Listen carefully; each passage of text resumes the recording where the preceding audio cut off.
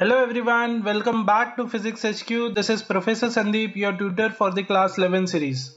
Continuing with the lecture series of solving MCQs and sums of Class 11 Physics, today we'll be covering the third part of textbook unsolved sums of Chapter 4 Laws of Motion. We have already covered two parts of sum solving. If you have not seen it yet, please check it out by clicking on the top right eye icon. Stay connected by subscribing to Physics HQ for your upcoming class. So let us start with the first question.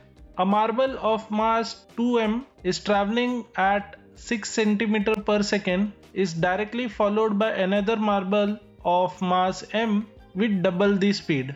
तो अगर इसका speed 6 है तो इसका speed हो जाएगा 12 cm per second. After collision, the heavier one travels with the average initial speed of the two. We have to calculate the coefficient of restitution. यहाँ पे डेटा लिख लेते पहला m1 is 2m एंड उसका velocity है 6 centimetre पर second. m2 is m and उसका velocity पहले वाले का डबल है मतलब 12 सेंटीमीटर पर सेकेंड. इसको हम लोग u1 और u2 लिख देते हैं. u is used for denoting initial velocities. Now after collision, ये जो पहली वाली बॉडी है it is traveling with the average of initial velocities यानी u1 plus u2 by 2 करेंगे तो एवरेज आ जाएगा. so it is 6 plus 12 by 2 18 by 2 which is 9 centimeter per second. अब हमारे पास v2 तो नहीं दिया हुआ है, वो हमें फाइंड करना पड़ेगा. so सबसे पहला v2 फाइंड कर लेते हैं by using the law of conservation of momentum. according to this, पहले जितना मोमेंटम था दोनों बॉडी का मिला के यानी m1 u1 plus m2 u2, बाद में भी उतना ही मोमेंटम रहेगा यानी m1 v1 plus m2 v2. सो m1 की जगह पे we will write 2m, u1 is 6 plus m2 की जगह पे we will write m, u2 is 12, m1 is 2m, v1 we got as 9, m2 is m and v2 हमें find करना है. हर जगह से हम लोग m कैंसिल कर सकते हैं. So what we are left is 12 plus 12. This is equal to 18 plus V2. So we got 24 minus 18 यानी 6. So V2 आ गया 6 सेंटीमीटर पर सेकेंड. अब कोएफिशिएंट ऑफ रेस्टिट्यूशन का फॉर्मूला है V2 minus V1 upon U1 minus U2. So ये हो जाएगा 6 minus 9 divided by 6 minus 12 which is minus 3 upon minus 6. तो ये हो जाएगा half यानी 0.5. Hope you'll understood this. Next sum देख लेते. A 2 meter long wooden plank of mass 20 kg is pivoted या supported from below at 0.5 meter from either end. So let us say ये एक wooden plank है और इसका total जो length है that is 2 meter. From half meter both the sides इसको क्या किया हुआ है, support दिया हुआ है. ठीक है. So this is 0.5 meter और ये है 0.5 meter. तो ये दो सपोर्ट्स के ऊपर दिस प्लैंक इज देयर. इसका जो मास है 20 kg है. सो इसका वेट नीचे की तरफ रहेगा m इंटू जी, 20 इंटू 10 हो जाएगा वो. Now a person of mass 40 kg starts walking from one of this pivots या one of this supports. So let us say वो पर्सन ये वाले सपोर्ट पे है and he starts walking to the farther end. अब ये वाला जो एंड है वो उसके नजदीक है, वो इस बाजू वॉक करने को चालू करता है. अब जब तक वो ये दो सपोर्ट्स के बीच में है तो वुडन प्लैंक टॉपल नहीं होने वाला. होगा क्या कि जैसे ही वो यहाँ से कुछ डिस्टेंस पार करेगा तो there will be a point कि ये जो प्लैंक है वो इस बाजू क्या हो जाए, टॉपल हो जाए at this support. Topple means यहाँ से वो नीचे की तरफ जाएगा और यहाँ से ये ऊपर उठ जाएगा. सो let us say this is that point at distance x from this support जहाँ तक वो जा सकता है. इससे थोड़ा भी आगे गया तो द प्लैंक विल टॉपल या फ्लिप हो जाएगा. So what will do is let us label this as point A and this as point B. We will find out the moment of force about this point A. Now when you are taking A as reference, यहाँ पे you see कि on one side ये mg वाला force plank का नीचे की तरफ है at a distance of 0.5 metre from A. ठीक है. तो ये टोटल लेंथ था 2 मीटर, ये साइड्स में हाफ मीटर हो गया. तो A to B भी जो लेंथ है दिस इज 1 मीटर और उसका भी हाफ हम लोग करेंगे तो ये हो जाएगा 0.5 metre. And second thing is कि at this point this person is exerting weight over here or force over here that should be balanced by the force provided by the plank. So दूसरे side पे weight of the person into g का value multiplied by let us say वो at distance x तक जाएगा तो ये balance रहेगा. अब दोनों बाजू से हम लोग g कैंसिल कर सकते हैं. प्लैंक का वेट है 20 into 0.5 is 1/2. Mass of the person is 40 into the distance जहां तक वो जा रहा है इज x. तो ये हो जाएगा 2 10 20. तो x इज इक्वल टू हो जाएगा 10/40 विच इज 1/4 और इट इज 0.25 मीटर. यानी वो यहां से यहां तक कितना डिस्टेंस जा रहा है 0.25 मीटर. बट उसने स्टार्ट कहां से किया था, ये वाले पॉइंट से. Now this distance is 1 metre. So total distance that he can travel is 1.25 metre from one of the supports to the farther end. I hope आप लोग को ये समझ में आया. नेक्स्ट हम देख लेते हैं. A 2 metre long ladder of mass 10 kg is kept against a wall such that its base is 1.2 metre away from the wall. So अगर ये एक वर्टिकल वॉल है और ये फ्लोर है तो ये 2 मीटर लेंथ वाला लैडर है जो ये वॉल से इसका डिस्टेंस है 1.2 metre. The wall is smooth but the ground is rough. यानी ग्राउंड इसे क्या करेगा, एक फ्रिक्शनल फोर्स देगा अगर ये स्लाइड होने का कोशिश करेगा. अगर इसके ऊपर वेट पड़ेगा तो ये लैडर क्या होगा, टुवर्ड्स द राइट स्लाइड करेगा. So there will be a frictional force towards the left. Roughness of the ground is such that it offers a maximum horizontal resistive force for sliding motion which is half that of the normal reaction at the point of contact. यानी ये जो frictional force होगा यहाँ पे that will be half of the normal reaction.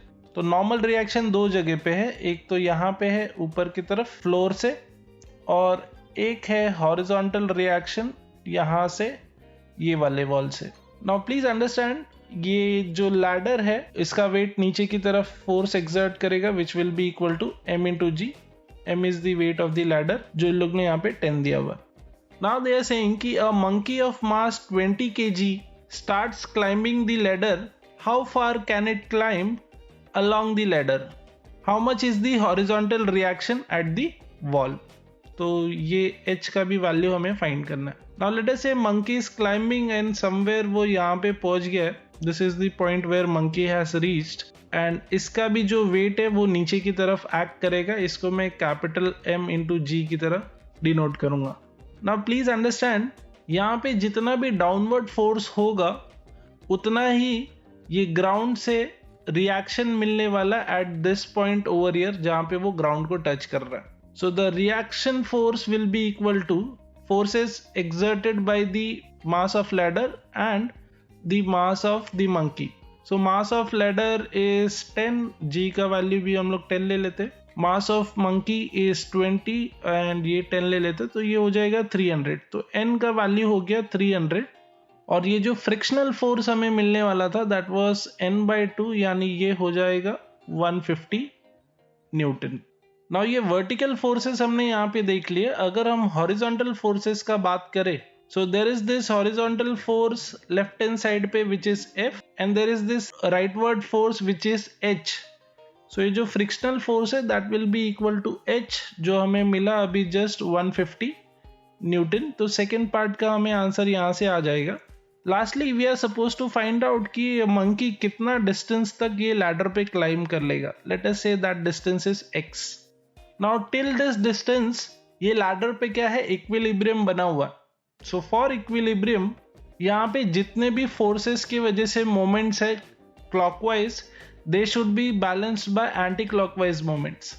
और हम ये वाला पॉइंट एज अ रेफरेंस ले रहे. Let us say this point is point A. So we will find out moment of forces about A. तो सबसे पहला ये वाला फोर्स है mg जो कि है 100. तो ये आ जाएगा m into g. Now this force का डिस्टेंस फ्रॉम दिस पॉइंट हमें फाइंड करना है and it should be the perpendicular distance. तो ये फोर्स अगर मैं नीचे की तरफ मार्क करूं तो ये एग्जैक्ट मिड पॉइंट पे था, तो ये इसका भी हॉरिजॉन्टल डिस्टेंस का भी मिड पॉइंट होगा, so this will be at 0.6 metre. तो यहाँ पे मैं 0.6 लिख दूंगा। नेक्स्ट जो फोर्स है that is because of this monkey का weight which is at this distance. अब इसका भी हमें ये हॉरिजॉन्टल डिस्टेंस फाइंड करना पड़ेगा कितना है। So this will be capital M into g into the distance is 0.6x। अब आप बोलोगे ये 0.6x कैसे डिस्टेंस आया? What we can do is, ये जो बड़ा वाला ट्राइंगल है एंड ये वाला ट्राइंगल है, ठीक है, बिकॉज ऑफ दिस मंकी वाला पार्ट, ये दोनों क्या है, सिमिलर ट्राइंगल्स है। और सिमिलैरिटी के रूल के हिसाब से what we can write is, ये वाला total side is 2 metre divided by horizontal length is 1.2 metre. तो यहाँ पे ये वाला लेंथ जहां तक मंकी जा सकता है along this ladder is x, और उसका जो हॉरिजॉन्टल प्रोजेक्शन है that distance we have to find out.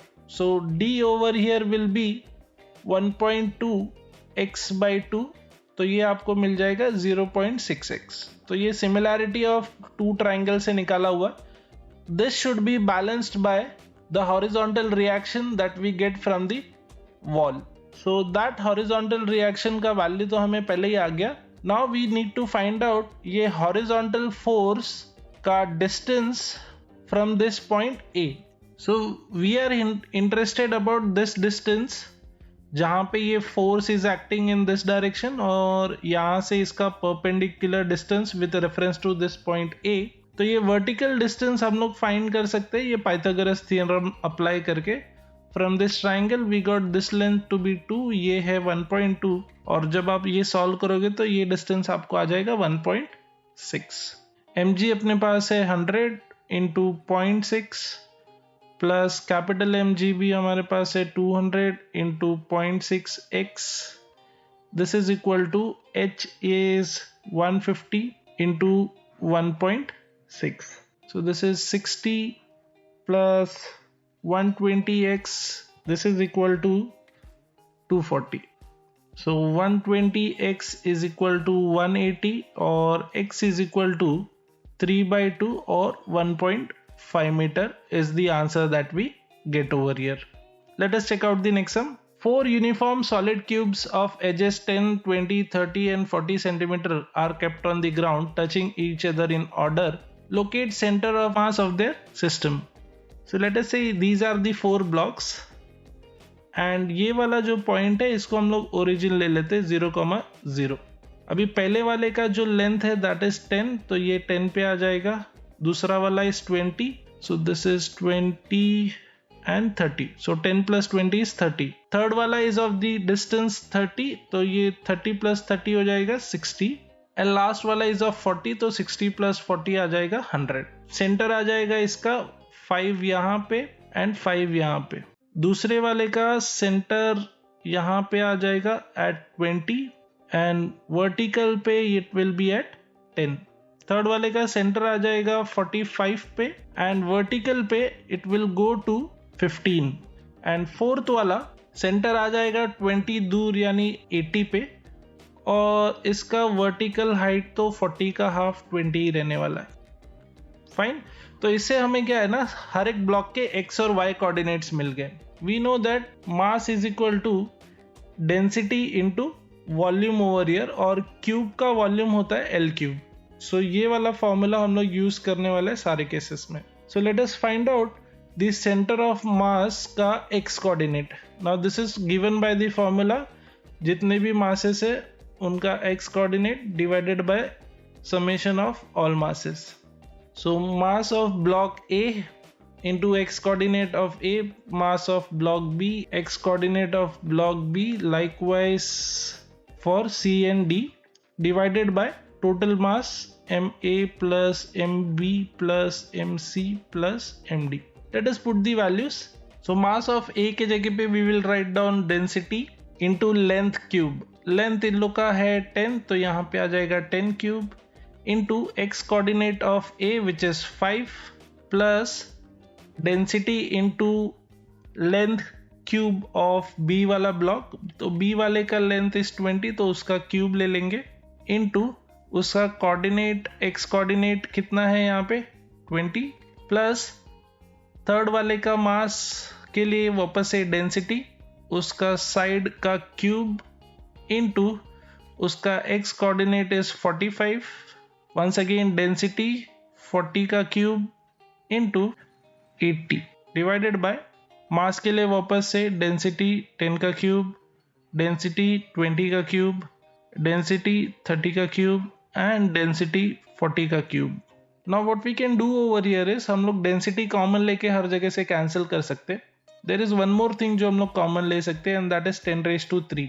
सो जब पहले वाले टर्म से 10⁻3 बार लिया तो वी गॉट 5 प्लस सेकेंड वाले से 10⁻3 बार लिया और यहाँ पे 20 था सो 2⁻3 बच गया। So we are left with 2⁻3 which is 8 into 20 plus third वाले केस में once again 30 क्यूब है 10⁻3 आपने बार ले लिया तो अभी 3⁻3 बचा हुआ which is 27 so we got 27 into 45 and lastly 4 का cube which is 64 into 80 divided by denominator में भी डेंसिटी इंटू 10⁻3 बार लेंगे तो we got 1 plus 8 plus 27 plus 64. Now when we solve this, ये हमें आ जाएगा 6500 upon 100. So x coordinate हमें मिल गया 65. Likewise, we will do it for y coordinate. So y coordinate of the center of mass is summation of all the masses with their y coordinate upon summation of all the masses. So once again we will have mass की जगह पे density into side का cube. Now this time we'll put the y coordinate. So block A का y coordinate is 5, B के लिए 10, C के लिए 15 and D के लिए 20. So this is density 10⁻3 into 5 plus density 20⁻3 into 10 plus density 30⁻3 into 15 plus density 40⁻3 into 20 divided by same thing density 10⁻3 plus density 20⁻3 plus 30⁻3 into density and 40⁻3 into density. Same thing वापस से density common लेके cancel कर लेंगे और 10⁻3 भी common लेके cancel कर लेंगे न्यूमरेटर और डिनोमिनेटर से.